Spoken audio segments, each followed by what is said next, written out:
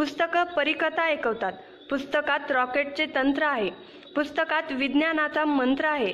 पुस्तकाची दुनिया न्यारी, ज्ञानाची उतुंग भरारी.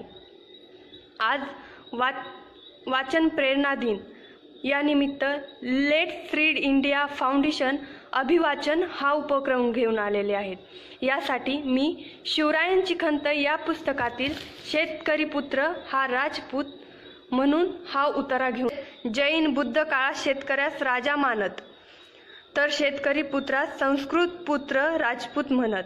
पुराणातील शेतकरी राजा बळीराजा सर्वांनाच माहीत आहे. बळीराजा हा शेतकरीच होता.